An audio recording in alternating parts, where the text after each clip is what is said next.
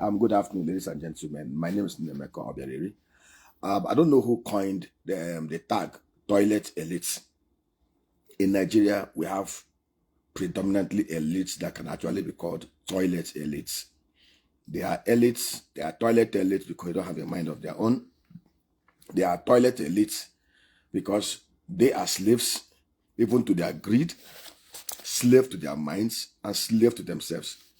You know, Kemi, Badenoch, and Adeleke, Davido have shown consistently that they are real elites. They are not toilet elites. Toilet elites are those who cannot speak to power, who cannot speak to their conscience, who cannot stand up for what is right, who cannot stand up for what is principles, who cannot stand up for what has value. They cannot speak up in the face of tyranny or call people out because of they are afraid of what they will lose, favors they will lose, and everything. People like Professor Anselm Odenkalo are real elites. They are not toilet elites. Let me tell you, majority of Nigerians are toilet elites. Forget all this grandstanding. They are only after what they will eat, what they will drink, drive limousine, drive Rolls Royce, build mansions in highbrow areas, attend parties, be seen on TV with most of the political bandits and religious bandits. See, these guys know within themselves they have no value. Let me tell you, there was a time in Babylon. The king of Babylon, Nebuchadnezzar, conquered Israel, destroyed Jerusalem, block upon block, everything destroyed. And he took everybody into captivity. Who is who in Jerusalem? He took them away. He took professors, he took the top clergies, he took the bishops, everybody. But within those in captivity, there were 3 young men, Daniel, Shadrach, Meshach, and Abednego. Bright kids, very intelligent. They show themselves 10 times more honest, more diligent, smarter than the rest of the crowd. And above all things, they show they were not toilet elites who want to be in the good books of the kings by pandering to the whims and caprice of Nebuchadnezzar. The two major times they entered into trouble. First of all was Daniel, when the king, out of ill advice, said that nobody should pray again to his God. Daniel defied him, went to the lion's den, and came out unscathed.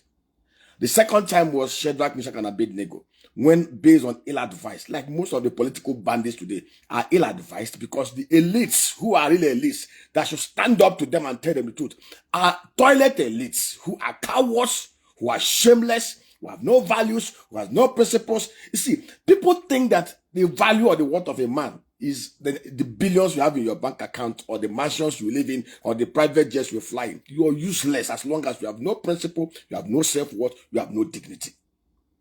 Nebuchadnezzar came up with, for the first time, those 3 boys looked him in the eye and told him, they used to call him, oh Lord, oh chief, oh this. For the first time, they looked him in the eyes and called him by his name. Oh Nebuchadnezzar, listen to us. You've been doing your and iberibenism since, and we have left you. This time around, we will not bow before your wicked gods. We will not bow before your molten image. We will not, even if our God, who is we know is able to save us, does not save us, we will prefer to die than to bow before your God. And what happened? Finally, at the nick of time, they were thrown into the fiery furnace. Nebuchadnezzar, in his arrogant posture, wanted to show them who he is. He ordered the fire be, out of fury and anger, unholy fury and anger, let the fire be heated 7 times. Even those who threw 3 of them into the fire, we are all consumed by the heat of the fire. But God showed up. The 4th man showed up. And not even a hair of their body was singed. And they came out unscathed. And what happened? The same Nebuchadnezzar had to bow before them and acknowledge that they have a God, that no other person, every other God should bow before their God. And they were elevated. Real elites, men of good conscience, men of value, men of principles, are fearless. They have what we call self-worth. Why most of the toilet elites in Nigeria don't talk. They don't say anything just because, oh, if I talk, maybe when I go to look for contract in Abuja, they will not give me. When I want to do this one, they will not give me.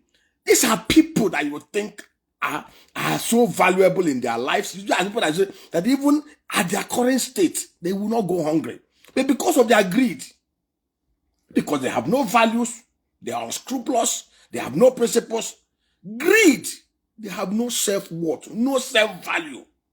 All they're after is the banal things that does not have any value. See, let me tell you, till tomorrow, Gani Fawehimi remains respected and honored. He was one activist who never compromised his position. Was never bought, just like Dele Faro to me today. Dele is a real elite. You know, all these toilet elites, you know, I have no regards for you guys. I have no respect. I don't have a, let me tell you, I would rather have a respect for a dog that understands its role. You put the dog on the road, at the door, at the gate. The dog is able to play its role of preventing thieves. I have more regard for that dog than most of these people. Till tomorrow, why I love Kemi so much, why I love Davido so much, there are very few elites in Nigeria who have consistently stood for what is right. David was born in a privileged home, born by a billionaire father, made his own billions. If he is to be like other toilet elites, he will just align. If Kemi Badenoch is not like any other toilet elite, he will just pretend as if all is well and all those stuff. But these guys know that all is not well, and they are speaking up. If all the elites in Nigeria have values and have principles, even a majority, here we wouldn't be where we are today. It's a majority of us just want to see ourselves party. You know, we'll do video, we'll post on TikTok, we'll do video of us coming out of our private jets and all those stuff. No values, no principles, no self-respect, no dignity. The life of a man, the worth of a man is not his material possession. The worth of a man is in his character. Men of character are few, and those are real elites, not the toilet elites. Thank you. God bless.